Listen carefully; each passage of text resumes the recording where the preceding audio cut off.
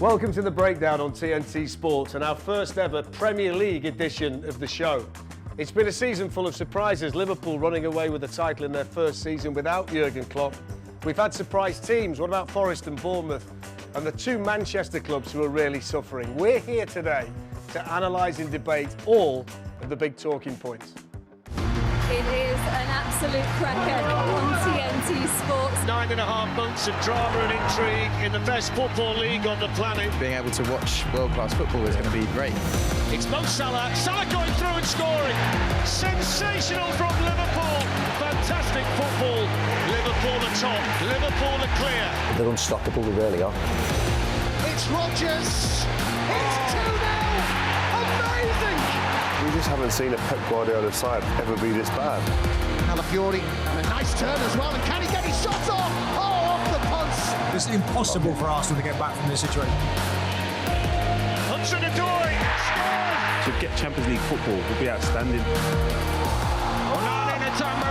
going to be a tap-in. Add that to the catalogue of errors. They look shot of confidence. They look nervous. They look scared.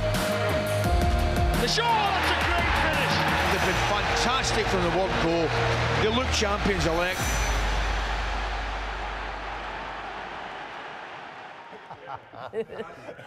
So here we are, we're all set to debate this Premier League season. Can't wait.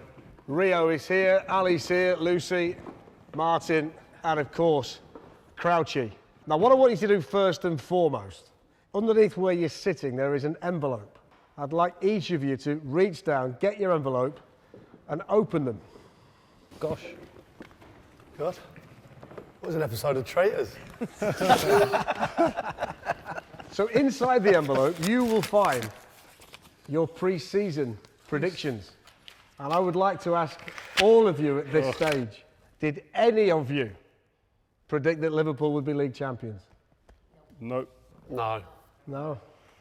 No. So Rio, let me start with you. Are they far and away the best team in England, or are they benefiting in some way because Manchester City have had a down year and Arsenal haven't been as effective as they were last year? Where would you rate this Liverpool team? How impressed have you been with them? I think a bit of both from what you just said there. I think they've been the best team in the country, the most consistent team. They've had the most decisive player, Mo Salah, in the league, and the best defender. I think that's been a huge part of why they are where they are, and they've run away with the league. But I think added to that is in the last couple of years especially, we've seen two teams go at it toe-to-toe, Man City and Arsenal, and they've built up big tallies.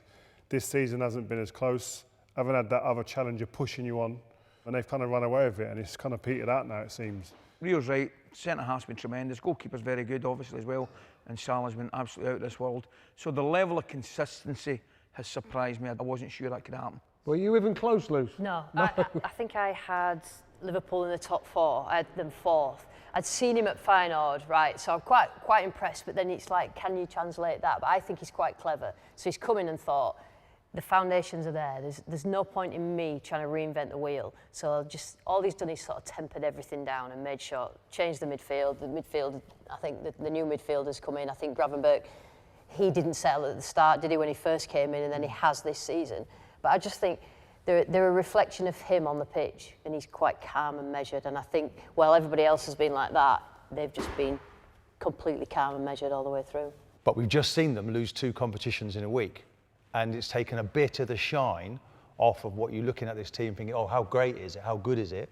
Somehow there's a little bit of a shine knocked off it. Funnily enough, I think there might be more question marks about Liverpool next season than there were this season. All depending on that window, isn't it? Yeah. The summer's massive. Oh. Yeah. They've got to bring players in, they've got to tie up the Do you think going out of Champions League in the manner that they did, and then losing the cup final in the manner that they did, will have an impact on the thought process of like Virgil van Dijk, Mo Salah and Trent? I don't think this season has any impact on their decision. As players, we know, Reid, their decision's made. They're not outwardly saying it, but as players, they know whether they're staying or going. If they lost all three of them players, do they get in Champions League next year?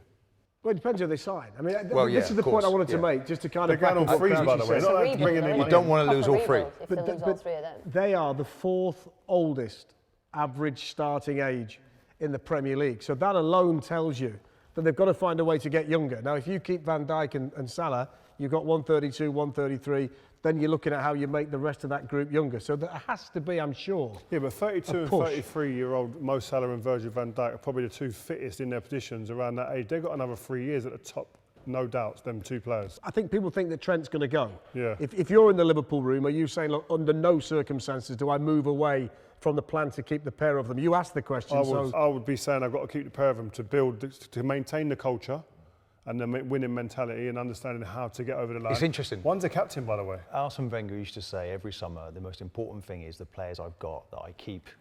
I sort them out first because there's not a lot wrong with what we've got. And there's not a lot wrong in this Liverpool group, is there? No. Do you think it could Pete's easily go another year. That those three know what they're doing. They know exactly what they're doing and they're keeping it in the background. That perhaps, because nothing's come out really.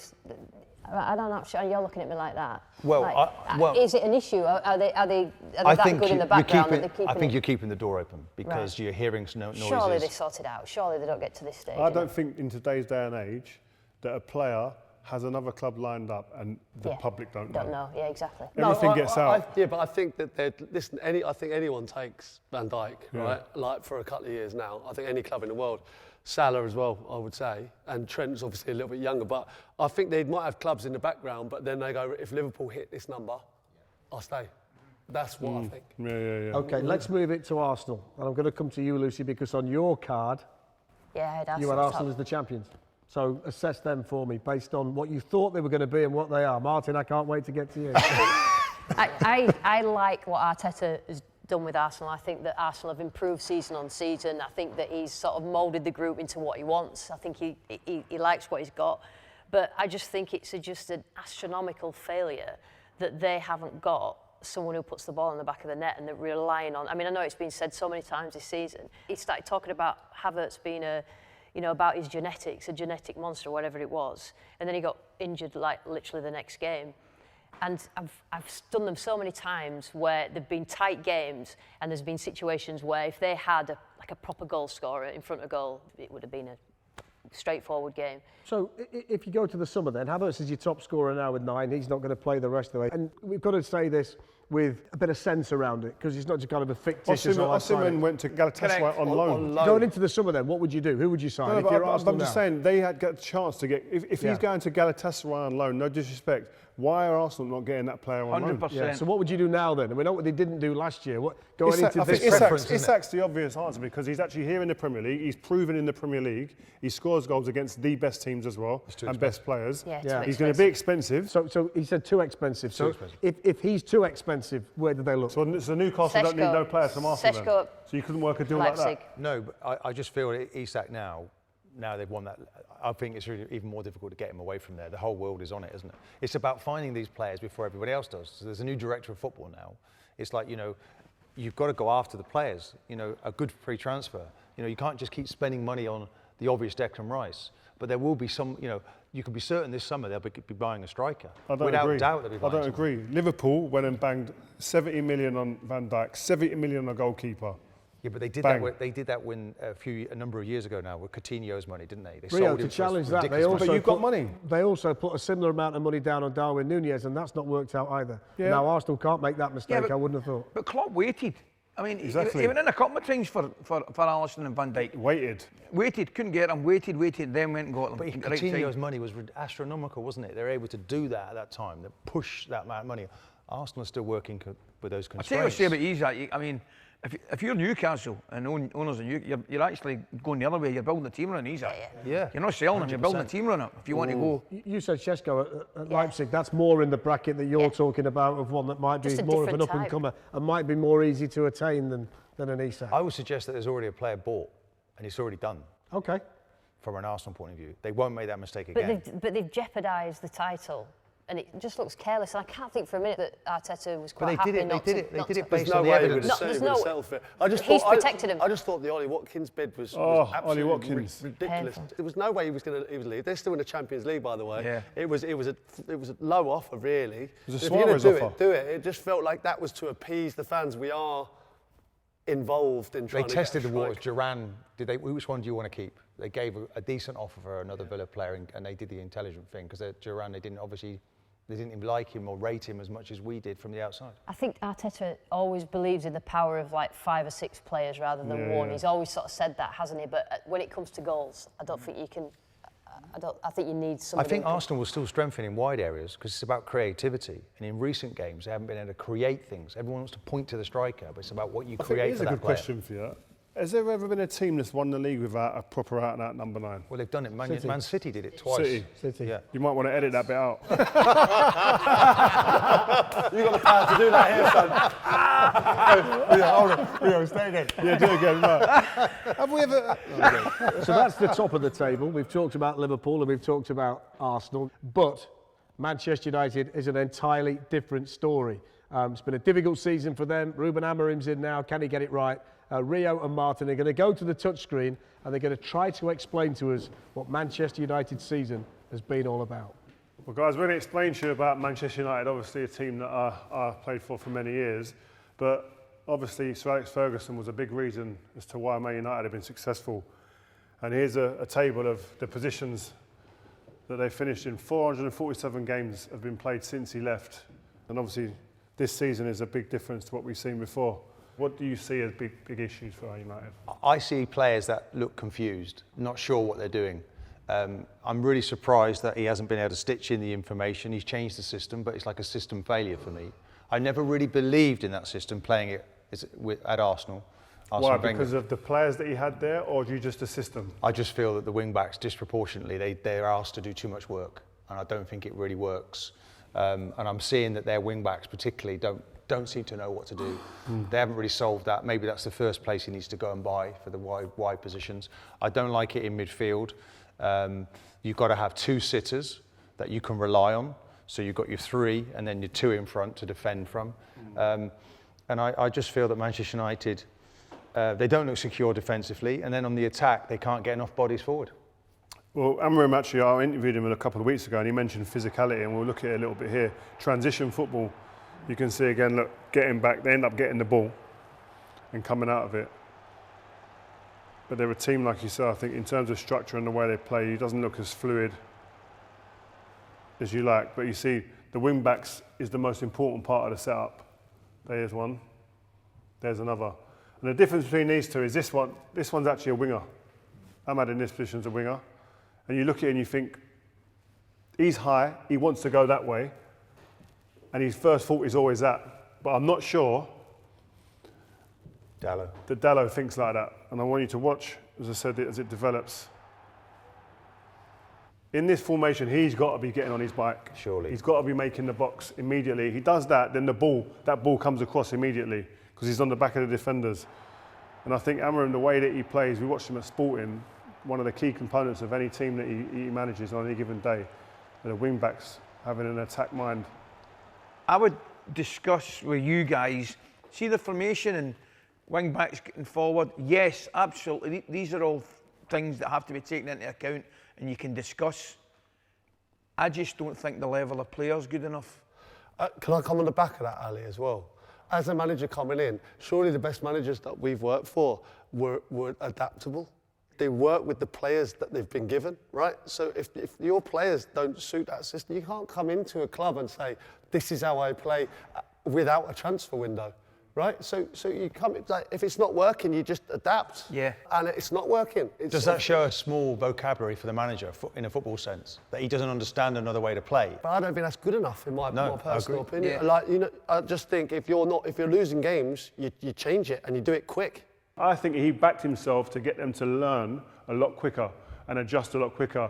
Now, like you say, I think if the wing-back position is integral to the way he plays, I think quickly, like even you see in this clip here, you see that the wing-backs that he had before aren't the ones to enable him to play the way he wants to. But quickly, straight away here, you see it. When they turn over the ball, look at the position of Dorgu compared to someone like Dalot would have been playing around here. He's actually playing on the other side of the pitch, right? So he'd have been around here compared to that, which is far more attacking. I'll show you here what happens when they get it back and they go forward. This player, who knows how to play this position, immediately on his bike, Dalot is chilling in that area. That's a big problem, I think, for Amorim. I'm not sure that group of players can do it. Yeah, I agree with that, but I think he needs a window, like Crouchy says. He needs a window or two to start getting his players in. He's talked about that. He said that they need to go through some pain to get where he wants. Why should he just then revert back to being safe? Because they brought me in to play this way. We'll go through some pain, but we'll eventually... But this is Manchester United we're talking about. You've got to get results. And Dalot, look, what is it you don't understand about running forward quickly as soon as we get the ball? I'll answer that question right now. If you want to watch Dalot, here he is, and now Man United are going forward, and you'd expect them to start going that way quickly. Watch Dalot's body language. Watch what he does here. First look backwards, points, defensively, let me get that sorted out, and then I'll go forward. It's too late. We know what it's like. The picture changes every half a second even quicker. The fact he's pointed back and looked back, the game's kind of gone in that moment. He suggests he doesn't believe in what he's been asked to do. Yeah. And well, that's where the big problem is. He needs to be a winger. He needs to be a winger sort of player playing in that position, and it needs to be wing back to wing back every time. Martin, I've never seen you look more sceptical than you look right now with all this. You're not having this at any price, are you? There's massive surgery to put this right. I don't even think the back three are any good enough. No, I'm not saying they're right and this is perfect. I think there's loads to be done, I do. But I'm saying just the fundamentals of what he's trying to preach can come through when he gets the right players. I'm open mind. Back in the day when Bruce Rioch came in, we were essentially a back four that changed to a five. Every Monday we'd do walkthroughs with really experienced players saying, where do you want me in this situation? There were so many question marks that it was a delight when Arsene Wenger changed it back to a back four and we just went on from there. I don't think in the modern day game that this really works. Now, we've only seen Conte win a Premier League playing this system. And I think everyone was well drilled and he knew it to the nth degree. And he stitched that information to those players. So it can be done then. Why are these players not doing it though? Why are they not picking it up? The only one flourishing Conte had much better players. Fernandes is flourishing, wait, but Conte no one else had is. much better players. You have to say that. Yeah, but I think this is a fractured squad. Yeah, but I still think they should be doing better than what they are. And I think they're still good enough to be getting better results every week. And they're not doing it because they don't understand the system they're playing with. This is like you mentioned, and there's Bruno Fernandes. This clip here just epitomises why he is the man, why he's the talisman in this team. Look at his desire, his athleticism to catch up play in the 86th minute to impact the game. Runs off his man, demands the ball, and then obviously it's about quality and the execution. Thank you, Rio. Thank you, Martin. So that's Manchester United. Now, when we come back, we're going to switch our attention to the teams who are challenging for a place in the Champions League next season. With Pep, I don't think he can do it any other way than fully high octane. I worry for his health. I think there's a big job on his hands there. Palmer's probably wondering, hold on, what have I really signed for? I could see him leaving that football club. I think if they finish third in the league, he might be manager of the year.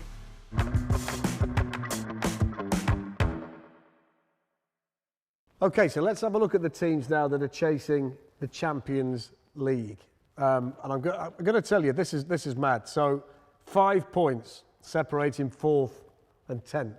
It's never been this tight. We think it's going to be top 5. Coefficient's really strong. It's got to be a disaster from this point in for us not to get 5 teams in the Champions League. Just a quick question. Did any of you predict that Forest would be a Champions League team next season? No, and nor did you. No? No, you didn't. You have them 14th. You said 14th. Well, we'll get to them in a minute. Let's start with Manchester City then. How many had City winning the league? Just out of interest. I did. Yeah. Oh, no, I had Arsenal. Sorry. Right. You've got them written down, McCoist. Sorry, I had Arsenal. So based on that, how surprised are you by just how bad it's been for them this season? I mean, nobody saw this. I just can't believe it. I mean, they were superhuman last year, you know, and for them to maybe potentially not be in the Champions League seems, I mean, it's just so far out of the realms. Rodri got injured, and I mean, what is one player the difference? Is this as simple as retool the squad, then Guardiola's methods work again? Is there any theory here that teams have now got more of an idea of what to do against them? And when you see Pep, even though he's agreed to the new contract, do you still think that he's completely invested and motivated by getting Manchester City back to where they were before? It's a two-part question, but it kind of gets to the heart of where they are now and where they need to be in the future. Yeah, he's there. I don't think he does anything half-mast. I think he's a fully-in guy. I don't think any chance. You don't think there's any risk that he feels obliged because he wants to leave? He's the driving force, and he thinks that they've become complacent.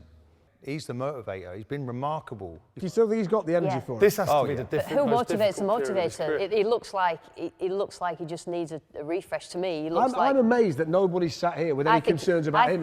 I think he might leave at the end of the season. He looks like he's had a kick in the... Exactly what I was going to say. Is I think he may regret signing a new deal. I think, he doesn't want to leave the club. He's created a dynasty, hasn't he? He's created something incredible. Is it dynasty or dynasty?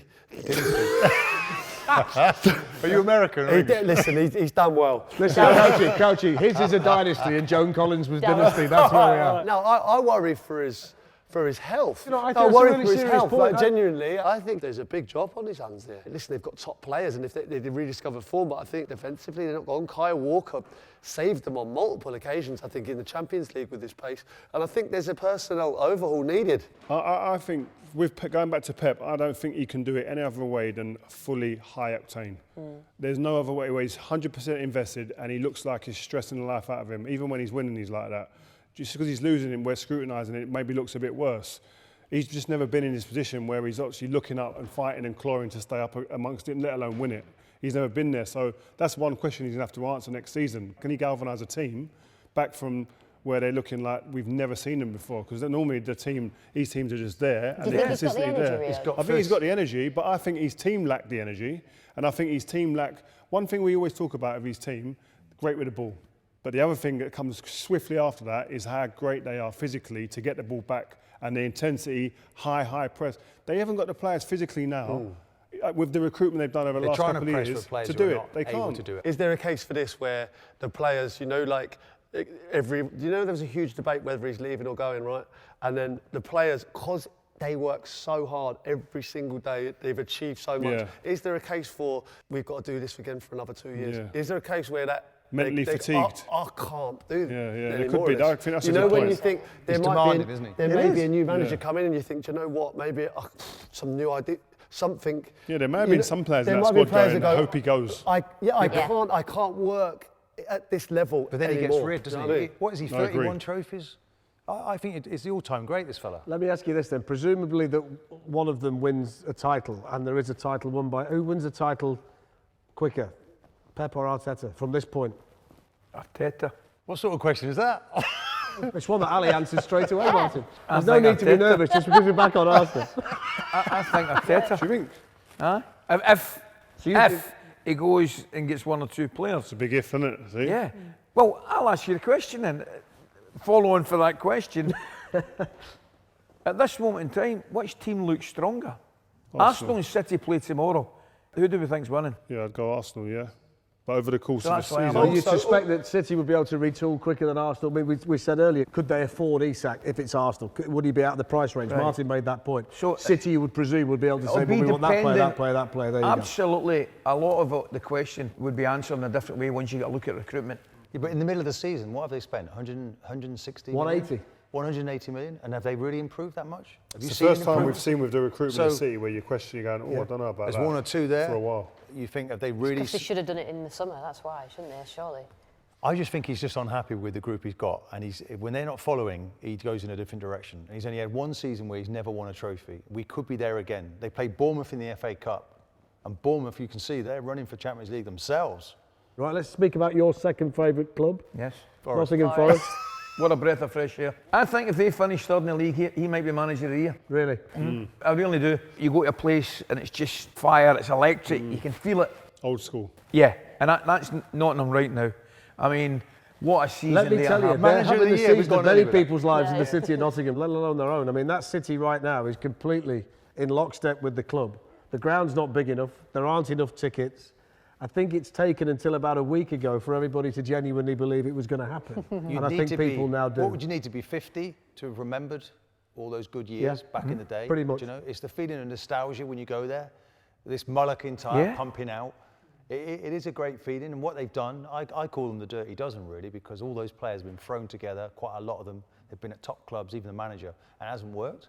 And for somehow, 6 points off the bottom of the table when last season, they are now in the top four.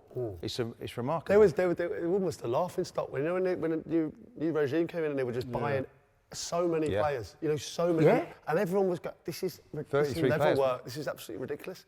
I've had the pleasure of being down the training ground as well, myself and Joe Cole, and the place is just, they're all together and they all seem to really get on, the staff are amazing, and it's just, I know it's easy when you're winning games, but it seems like they've created a really harmonious group there with some really talented players. Lucy, let me give you Chelsea. December the 15th, they were second, 2 points behind Liverpool. Enzo Maresca uttered the immortal phrase, we're not in the title race. And he was right. How right he's proved to be. We can't argue with that, Enzo. Thank you very much. I mean, what's happened there? I mean, where are they? What are they? How good are they? What do they need? Are there enough players there at Chelsea now, even with $1 billion spent, that gives you hope that they can become challengers in the not too distant future? To link them with Forest hardly have any injuries. So whatever they're doing on the training ground is a template for clubs that want to stay up. Obviously, Forest have kicked on again. But Chelsea have struggled with the injuries. So Cole Palmer's been brilliant. And then Jackson got injured, Madueke got injured. And that little right-hand side and that little relationship between those three has really affected them. Defensive, again, I think all Premier League teams you could talk about injuries, but Chelsea, when he was consistent with his selections, and then in the Conference League he'd have a completely different 11, and it worked because the Conference League 11s, a couple of them got into the Premier League 11 and it started to work, and then I think the injuries to Jackson, striker, again, that has sort of started the downfall. Palmer's probably wondering, hold on, what have I really signed for? I could see him leaving that football club in the next couple of years. They've been really flat the last 2 or 3 games. They're just flat away in Europe, flat. Beat Southampton, beat Leicester. You expect to beat those teams. As soon as they have to play against anybody of any calibre, they lose. On the subject of this Champions League, have you still got your card? Yep. There's one name on your card that we're going to talk about in this bit, but you've got them in a different bit. Where did you have Bournemouth? I had Bournemouth going down. So you they were bad last year. I know. So you must be as surprised by what they've done as we all are about what Forest have done. Pleasantly surprised. Yeah. They've been phenomenal. And we talk about managers. Their manager needs to be talked about in having a wonderful season based on what happened last season. But also, talked about injuries there, Chelsea, and they've struggled. Their best period in the season was when they had most of their injuries. He galvanised that squad, brought them together. And now the players are back and they're fit. He's having problems in terms of form that he'd never had earlier in the season. That Newcastle performance, where Bournemouth beat Amazing. They ran over him. That was as good as I've seen. We were that's together one of that the day. best away performances I have seen in the And not many teams run over Newcastle like that. Physically run over them. But the players, they had a lot of injury problems. The players have come back and they haven't been the same. No. Bournemouth. No, they haven't been quite as good. They were winning games, Crouchy, when they got the injury crisis. He'd got a bare 11 plus a couple of kids on the bench. And they were brilliant. Everybody's back now and the form's gone again. You'd expect it to go the other way, wouldn't you? So they're the teams battling for a place in the Champions League. Now, when we come back, we're going to find out whether Mo Salah's form this season and his form in general as a Liverpool player would get him into a best all-time Premier League 11. And we're also going to take a look at the 3 teams in the relegation zone who have really struggled in the Premier League this season. We asked social media if Salah could get in the top 3 ever forward lines in Premier League history. He has to be in the conversation. Bobby Fowler might be the most natural finisher I can remember in a long, long time. Everyone's unanimous in saying that Thierry Henry's in their team. Welcome back. Now, right now, Mo Salah is on course to register the most goal involvements by any single player in a Premier League season. So we've got Rio, Crouchy and Ali at the touchscreen, and they're going to tell us who the very best Premier League forwards actually are. Mo Salah, it's Salah! Fantastic! Shearer, something special! Goes for the spectacular Wayne Rooney, extraordinary! Thierry Henry, yes! This phenomenal striker. Harry Kane, he's worth his face! Sensational from Harry Kane! Aguero! Staggering! Just staggering! Dennis Bergkamp is in, and that is brilliant. And here's Andy Cole. Oh yes! Haaland! Oh, it's another classic. It's Ronaldo, and it's absolutely top draw.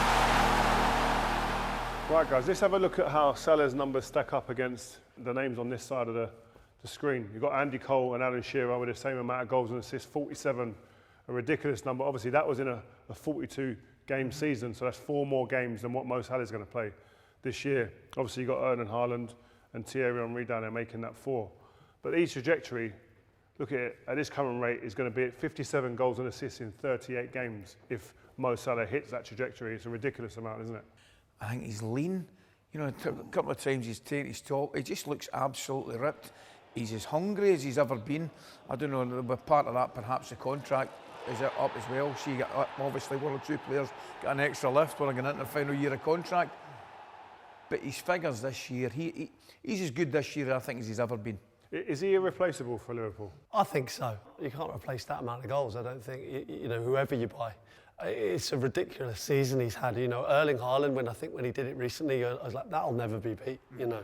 And the fact that he's just come in and done it under a new manager is, I think he's just efficient in everything he does. I don't think, you know, defensively, he does his work, but he conserves energy and for the right moments, and he's a finisher and he's a killer, and he's gone up a level this year. We asked social media if they think that Salah could ever get in the top 3 ever forward lines in Premier League history. 70% said yeah, obviously all Liverpool fans voting. But 70% said that he would get in there. If he goes on that trajectory, right, and ends up with 57 goal involvements in a 38-game season, he has to be in the conversation. All right, if that's the case, then let's pick our 3. So, Al, you go first with your 3 if you go first. Go on, put them up and then justify them. See if I'm playing a 3, Yep. right? I'm playing Shearer through the middle as my number 9. Okay, we'll get him up there. Shearer, there's your number 9. And Top goal scorer in Premier League history. Right, his record is absolutely remarkable. So he's my number 9, out and out number 9 for obvious reasons. The one thing you would say, there's some brilliant finishers in there. I'm looking at them all. Michael, brilliant finisher. Aguero's in there. Haaland, Robbie Fowler might be the most natural finisher I can remember in a long, long time. I was with Andy Cole, he said exactly the same thing. You can say who's the best player, but the best finisher in his eyes is Robbie Fowler. As a goal scorer as well, I don't think Andy Cole gets the respect that he deserves. He didn't take penalties. The amount of goals he scored, league titles. I think when you're talking in this conversation, I don't think he gets enough mention. Martin, just quickly, you've played against probably all of these players, maybe not, maybe 1 or 2. Who would you say is the hardest to play against on this board? Well, I trained against him every day. Thierry Henry was just quite incredible. An Olympic sprinter, not wearing spikes, but with football boots on. 175 goals as well. He was just, honestly, and in 2003, 2004, he just became like an animal on the pitch, so driven. I mean, Robbie Fowler, you're right, probably the best finisher I've ever seen. Michael Owen was another one who had a short window, really, of incredible pace that he offered. Shearer.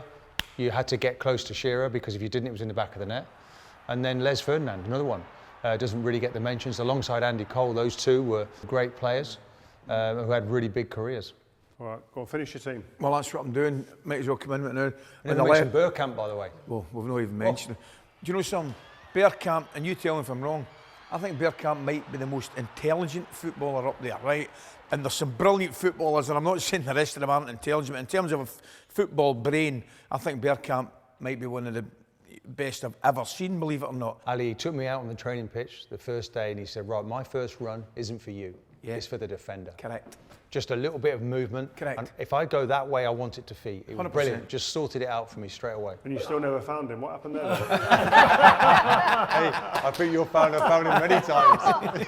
You're out of order. Do you know as good as these players are? I think for me, my personal opinion is if I pay to watch one player here, it's Bergkamp. Go on, I'll finish your team then. Come on now. Well, taking your time. I'll tell you what I'm doing. I'll tell you, just to back Martin up totally. Thierry Henry's on the side, the left-hand side. I need to tell you, if I'm playing with 10, Bergkamp's my 10, but I'm not allowed to play with 10. Okay, I can only go with 3. Got a pusher. I'm going Ronaldo on the right-hand side. Ronaldo, okay. Yeah. Because I tell you what, you look at those 3 there. Ugh, nice, it's got a bit of everything. You name it, it's got an absolute bit of everything. Come on then, Flick, you're dying to have a go at it. Come on. Complain. No, he's got.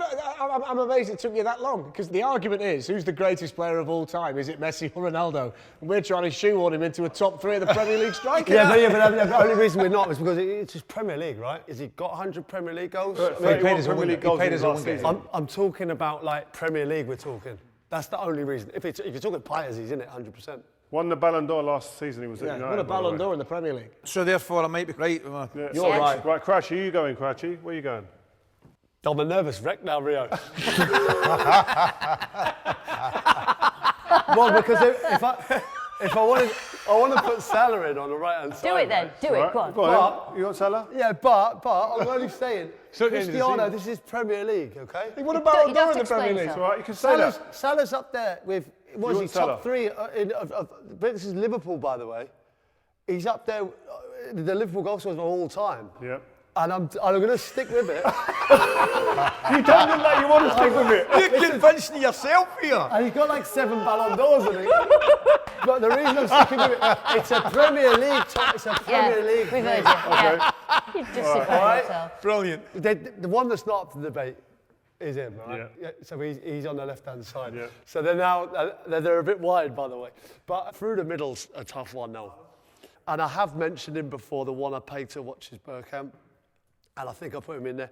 The one season I saw Suarez, that one season was unplayable. Longevity goes against him. Never doesn't won it? the league, though, did they? No?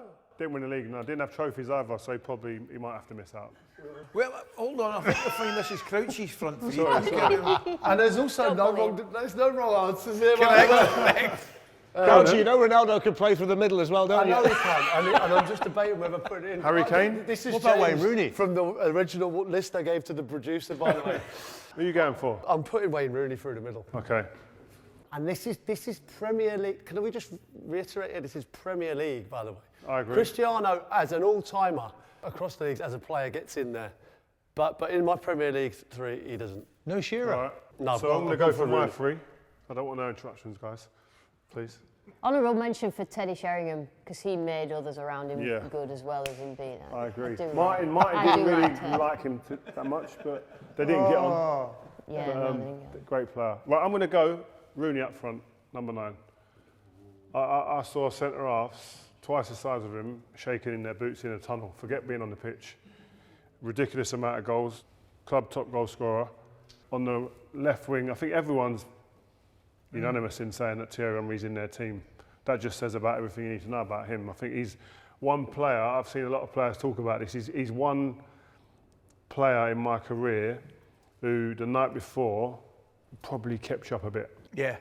And Cristiano, I don't know if we've seen a better 4-year stint than him. He came as an entertainer, produced ridiculous moments, embarrassed defenders, and then left as a Ballon d'Or winner. That's my front 3, guys. Brilliant. Says it all. 4 years is not enough to get in that team, though. So that's the way the boys see it. The front 3s, 1 or 2 unanimous, debate over others. When we come back, we're going to take a look at the bottom of the Premier League table and we're going to try and dissect Tottenham's season as well.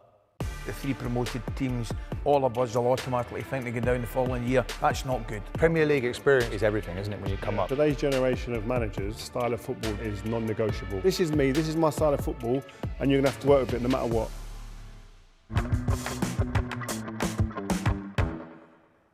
Welcome back. Right, so last look at your predictions, and I think I can cut to the chase.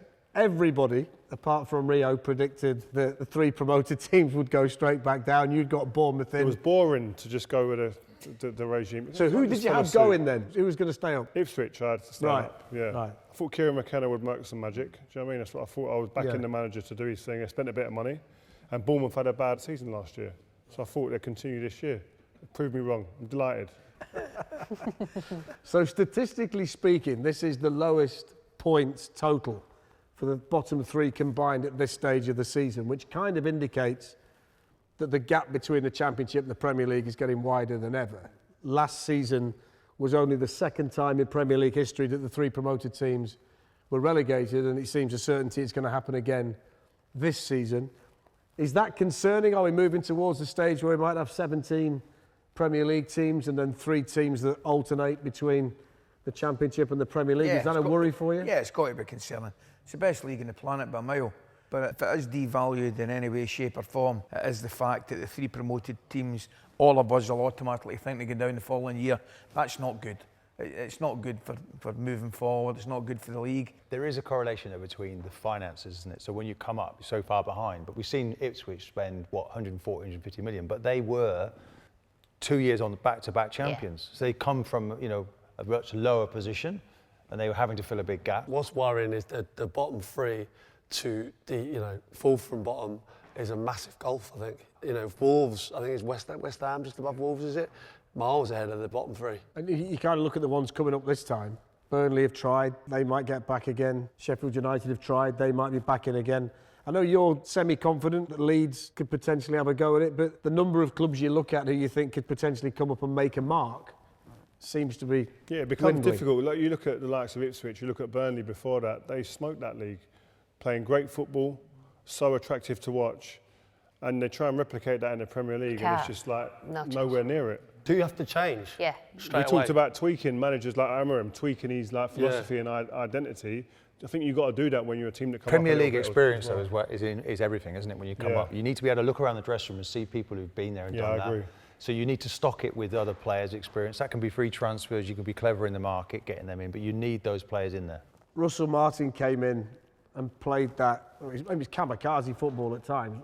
A lot of the time, and they were conceding so many goals. I was at Tottenham just before Christmas, 5-0 at half time. I mean, it was every time you watched it, you thought you were looking through your fingers while you were watching it. That for me is ridiculous. And we talk about adapting. Unforced errors.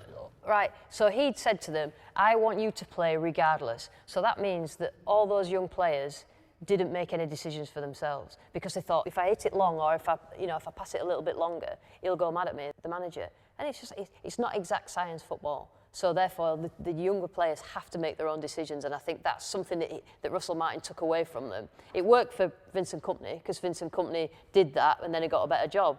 Didn't help Burnley. And I presume it works, Lucy, when you've got the best players. If you're in the Championship doing it, you've got superior players. But I've you've also got to change. I've got a theory on this though as well. Like, if you're a manager, right, and you can get results by playing ugly, but you don't get a job. And I think when teams go down, and they look at Vincent Kompany, they went down. It was never any doubt they were going down. He gets the Bayern Munich job because he plays the right way. So Tottenham. Wow. Crouchy, Martin, Luce, all had them in the top four. Silly people. Always wins a trophy, Ange, in his second season. Well, you know what, I wasn't going that far, but I thought... but how can you get that so wrong, guys? Because they finished 5th the year before. So I thought they'd go one place better. Me too. I didn't think Chelsea were ready to do that. So I thought Spurs and Postecoglou usually does quite well in the second. Good answer. And it hasn't happened. I mean, the level of inconsistency from Tottenham this year has been remarkable. Do you know where they are consistent, Coisy? They've lost more than half their Premier League matches. They've been consistent in doing that. 15 out of 29. Injuries have killed them as well, though. They have they've ripped the heart with a goalkeeper and the two centre halves. Archie Gray, 18 years old, playing out of position in the Premier League all year. You can't rip out the goalkeeper and two centre halves and one of the best left backs from the season before out of a team, have a captain who's in different form, right, and a striker you've invested massive money into who's injured as well, and go, we're going to be the same. But you do have to be adaptable. I think that's been the common word that's been used here that isn't being played out in the league this year. Another one, Ray, would be practical. The way they play with the injuries was that practical for what Tottenham needed. As a manager, a coach, I don't care what anybody says. I mean, if Amorim goes into Manchester United, it's all very well having a 3-4-2-1, that's what I'm playing and that's it. But that's wrong. By all means, if you've got your own players and you can pick your own players and you've had them for a while, that's the formation. I think Postecoglou's become very sensitive to what we're saying. And it's like, it doesn't matter what we say, you need to find a way to win games. But is he any different to Amorim, Martin? You stood at the touchscreen and you were saying, look, not for me, don't like the system, don't like what he's doing, has to be adaptable. Do you not see that? I feel sometimes that the book of knowledge, there has to be spare pages for new information, and I'm watching him thinking, where's the new information? Can you take that on board? If you're working with him, because they play a high press game, which is probably detrimental to lots of injuries anyway, isn't it? And the two central defenders, you don't come up and then sideways on, ready to drop. They're square on and it's demanding. It's racing, Van der Ven, the amount of times he's pulled a hamstring doing that. It's like, I don't think you could go and sit edge of the box, couldn't you? You could say, okay, do you know what, I'm getting any joy, let's sit. Now, I was in an Arsenal team that it was famous for offsides, but sometimes we were like, hold on a minute, this ain't working, we're going to drop 20 yards, we're going to adjust. Or even on a good day, okay, this is working beautifully. So you adjust, but when a manager is just hard, fast and wants to do it, seems stubborn, doesn't want to adjust it to any of his tactics, you think, okay, it's got to be more to that than management. I've not done it myself, so it's bloody easy sitting here saying it, but I think this morning he's questioning doctors. If you're a top surgeon, would you be questioning what I'm doing? No, we do question it because we can't believe that you don't adjust.